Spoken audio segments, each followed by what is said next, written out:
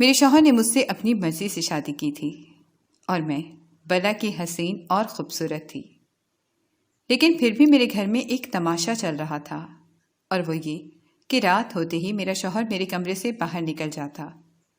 میرے کمرے کے باہر ایک لاؤنج تھا جو ایک کمرے جیسا ہی تھا۔ اس کا دروازہ بھی بند ہو جاتا تھا اور ایسا لگتا تھا کہ وہ ایک ہی کمرہ ہو، لیکن بہت بڑے سائز کا۔ مجھے تو پہلے دن سے ہی اس کی حرکت بالکل بھی سمجھ نہیں آ رہی تھی کہ وہ ایسا کیوں کر رہا تھا۔ پورا دن وہ میرے ساتھ ٹھیک رہتا، اپنی ماں کے سامنے مجھ سے مذاق کرتا اور ایسا ظاہر کرتا کہ وہ اپنی بیوی سے بے پناہ محبت کرتا ہو، لیکن رات ہوتے ہی وہ کمرے سے باہر نکل جاتا۔ ابھی تھوڑی دیر ہی گزری ہوئی کہ مجھے اس کے ہنسنے کی آوازیں آنے لگیں۔ ایک دن میں اس سے پہلے ہی لاؤنج میں جا کر صوفے کے پیچھے چھپ گئی اور بستر پر تکیے ڈال دیے، جس سے وہ یہ سمجھے کہ میں تو پہلے ہی سو گئی ہوں۔ میرا شوہر باہر آ کر بیٹھ گیا اور ابھی 10 منٹ ہی گزرے تھے کہ کچھ ایسا ہوا کہ میرے قدموں تلے زمین نکل گئی۔ میرا نام حسینہ ہے۔ یہ نام اس لیے رکھا گیا کیونکہ میں بہت ہی زیادہ خوبصورت تھی۔ میری شادی بھی ایک امیر گھر میں ہوئی جس میں کوئی لمبے خاندان کا جھنجٹ نہیں تھا اور نہ ہی پہلے سے کوئی بہو تھی۔ میری ایک ہی ساس تھی اور ان کا ایک ہی بیٹا تھا۔ اس کا کہنا تھا کہ میرا ایک ہی بیٹا ہے، بس ایسی بہو چاہیے جو میرے بیٹے کو خوش رکھے، میرے بیٹے کا خاندان بڑھائے تاکہ گھر میں رونق لگ جائے اور میرے بیٹے کا دل گھر میں لگ جائے۔ وہ کہتی تھی کہ ہمارے گھر میں ہونے والی پہلی اور آخری شادی ہے، خوشی کا موقع ہے، دوسری شادی پتہ نہیں کب ہوگی، جب اس کے بچے جوان ہو جائیں گے، تب تک میں اس دنیا میں نہیں رہوں گی۔ میری ساس شادی کے سارے لوازمات پورے کیے اور کہا کہ جو بھی تمہیں چاہیے تو مجھے بتانا، میں تمہیں لا کر دوں گی۔ انہوں نے میری ساری شاپنگ کروائی اور ان کے ساتھ شاپنگ کرتے ہوئے مجھے ایسا لگ رہا تھا کہ وہ میری ہونے والی ساس نہیں بلکہ میری سہیلی ہیں۔ میں تو بہت خوش تھی کہ اتنا اچھا گھر مل گیا، میری ساس بھی اتنی اچھی ہیں جو ہر بات کو سمجھتی ہیں۔ شادی میں بہت مزہ آیا۔ خاندان میں کسی کی بھی اتنی اچھی شادی نہیں ہوئی تھی جتنی میری ہوئی۔ دلہن بنی بیٹھی تھی، شوہر کے بارے میں ابھی تک اچھی باتیں ہی سنی تھیں کہ بہت اچھا ہے، سب کا خیال رکھتا ہے۔ میری ساس جب بھی میرے ساتھ شاپنگ کرنے جاتی تو وہ مجھ سے بہت عجیب باتیں کرتی تھیں۔ وہ مجھ سے کہتی تھیں کہ اپنے شوہر کو پہلے دن سے ہی کھینچ کر رکھنا، نہیں تو ہاتھ سے نکل جائے گا۔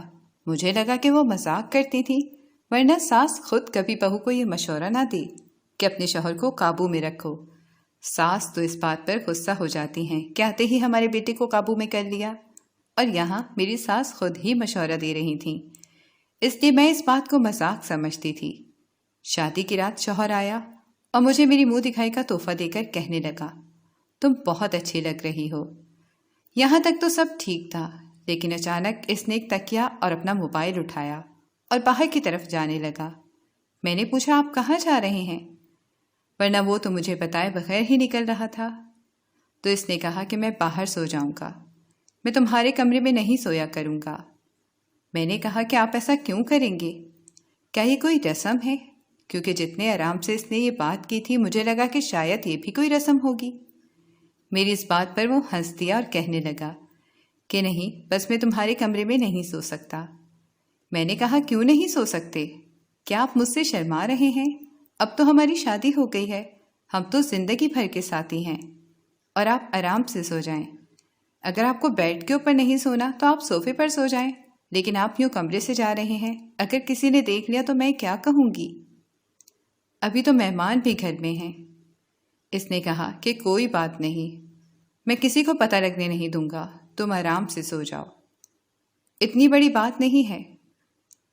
وہ بڑی بات تھی جس کو میرا شوہر اتنی آسانی سے کر گیا تھا کہ میں بھی حیران رہ گئی۔ سوچا کہ شرما رہا ہوگا، لیکن بتاتے ہوئے بھی اس کو برا لگ رہا ہوگا، اس لیے ایسا کر رہا ہے۔ لیکن اب تو روز کی روٹین بن گئی۔ میرا شوہر پورا دن میرے ساتھ ٹھیک ٹھاک رہتا اور رات ہوتے ہی کمرے سے باہر نکل جاتا۔ دن اسی طرح گزرنے لگے۔ شوہر سے پیار سے پوچھا، غصے سے بھی پوچھا، بار بار پوچھا، لیکن اس نے کہا کہ بس میں تمہارے کمرے میں تمہارے ساتھ نہیں رہوں گا۔ دن گزرنے لگے اور میری ساس نے مجھ سے پوچھ ہی لیا کہ کوئی خوشخبری ہے یا نہیں، کیونکہ آج کل تو شادی کے پہلے سال بلکہ کبھی کبھی پہلے مہینے میں ہی لڑکیاں خوشخبری سنا دیتی ہیں۔ تو میں نے کہا کہ نہیں، ایسا کچھ نہیں ہے۔ میری ساس مایوس نہ ہوئی کیونکہ اتنے دن نہ گزرے تھے، لیکن اگلے مہینے بھی انہوں نے مجھ سے یہی بات پوچھی، اور پھر اگلے مہینے بھی میرے پاس کوئی اچھی خبر نہیں تھی۔ تو اب میری ساس تھوڑی پریشان نظر آنے لگیں۔ ایک دن مجھے غصہ آ گیا اور میں نے کہا کہ آخر یہ باہر کرتا کیا ہے کہ ساری رات اس کے ہنسنے کی آوازیں آتی تھیں۔ میں نے باہر نکلنے کی کوشش کی، لیکن یہ دیکھ کر میرے قدموں تلے زمین نکل گئی کہ میرے شوہر نے میرے کمرے کو باہر سے لاک کیا تھا، جبکہ وہ خود باہر ہی موجود تھا۔ میں دروازے پر دستک دینے لگی، لیکن زیادہ زور سے دستک نہیں دے سکتی تھی کہ اگر میری ساس آ جاتی تو مجھ سے سوال کرتی کہ یہ کیا چل رہا ہے، تم نے مجھے بتایا کیوں نہیں؟ جبکہ میرے شوہر نے کہا تھا اگر یہ بات کسی کو بتائی تو پھر انجام کی خود ذمہ دار ہوگی۔ مرد عورت کو کسی اور چیز کی دھمکی دے سکتا ہے، انجام سے اس کا مطلب یہی تھا کہ وہ مجھے طلاق دے دے گا۔ میری ساس پہلے تو میرا بہت خیال رکھتی تھی، لیکن اب ان کا رویہ بدلنے لگا۔ انہوں نے کہا کہ تمہارے ہاں اولاد کیوں نہیں ہو رہی ہے؟ میں ان کو کیسے بتاتی کہ جب آپ کا بیٹا مجھے وقت ہی نہیں دے گا، مجھے اپنی بیوی ہی نہیں سمجھتا، تو پھر اولاد کہاں سے آئے گی؟ ایک دن میں نے کچھ ایسا سنا کہ میں حیران و پریشان رہ گئی۔ میرا شوہر ساس کے ساتھ بیٹھ کر کھانا کھا رہا تھا اور بہت پیار سے پوچھ رہی تھی کہ تمہارے اور بہو کے بیچ سارا کچھ ٹھیک ہے؟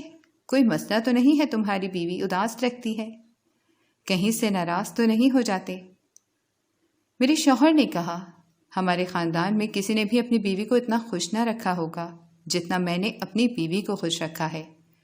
جو بات کہتی ہے مان لیتا ہوں، سب کچھ ٹھیک ہے، لیکن پتہ نہیں اس نے شاید آپ کو کیا بات کہی ہے جو آپ یہ کہہ رہی ہیں کہ وہ اداس رہتی ہے۔ تو ساس کہنے لگی نہیں، دراصل ابھی تک تم لوگوں کے ہاں اولاد نہیں ہوئی، اس لیے میں پوچھ رہی تھی۔ میرے شوہر نے کہا اس نے آپ کو بتایا نہیں کہ اس کے ہاں کبھی اولاد نہیں ہو سکتی؟ میری ساس یہ سن کر حیران و پریشان اور بہت زیادہ دکھی لگ رہی تھی۔ انہوں نے کہا کہ یہ کب ہوا؟ مجھے تو بہو نے کوئی بات نہیں بتائی۔ تمہیں یہ سب کس نے بتایا؟ کیا اس نے خود تم سے کہا؟ تمہیں یہ سب پتا ہے پھر بھی تم اتنے آرام سے پیش آ رہے ہو؟ تو میرے شوہر نے کہا کہ کچھ دن پہلے اس کی طبیعت تھوڑی خراب ہوئی تھی تو ڈاکٹر کے پاس لے گیا تھا۔ اسی نے کہا تھا کہ امی کو نہ بتانا۔ ڈاکٹر نے کہا کہ آپ کی بیوی کبھی ماں نہیں بن سکتی۔ مجھ سے کہا تھا کہ آپ امی سے کوئی بات نہ کیجیے گا، میں امی کو آہستہ آہستہ یہ ساری بات بتا دوں گی۔ مجھے لگا تھا اس نے آپ کو بتا دیا ہوگا، اس کو یہ بات آپ کو بتا دینی چاہیے تھی، کم سے کم آپ کو جھوٹی امید تو نہ دیتی۔ آپ کی بہو بانجھ ہے، وہ کبھی بھی اولاد پیدا نہیں کر سکتی، لیکن اس کے باوجود میں اس کا بہت خیال رکھتا ہوں اور ساری زندگی اسے اپنے ساتھ رکھوں گا، کبھی دوسری شادی نہیں کروں گا کیونکہ میری تربیت آپ نے کی ہے۔ میری ساس نے کہا بالکل بھی نہیں، بہت ہو گیا، ایک تو اس میں اتنی بڑی کمی ہے، اوپر سے اس نے مجھ سے جھوٹ بولا۔ وہ تو کہتی ہے کہ اللہ کی طرف سے دیر ہو رہی ہے، میں خود تمہاری دوسری شادی کرواؤں گی، اور یہ شادی تم میری مرضی سے کی تھی، اور اگر اب تمہیں کوئی پسند ہے تو تم مجھے بتاؤ، میں اس سے تمہاری شادی کروا دوں گی۔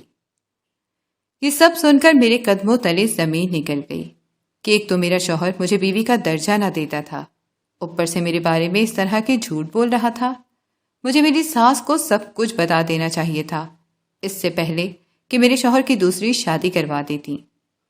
میں بہت زیادہ پریشان ہو گئی تھی، مجھے بنا جرم کی سزا دی جا رہی تھی۔ میں نے تو اپنے شوہر کے رویے کو بھی بہت صبر سے برداشت کیا تھا، اس سے سوال کرتی تھی تو بھی دھیمی آواز میں اس کے ساتھ ایسا کچھ نہیں کیا تھا کہ وہ میرے ساتھ اتنا بڑا ظلم کر دے، لیکن جب میرا قصور نہیں تھا تو میرا شوہر میرے ساتھ ایسا کچھ کیسے کر سکتا تھا؟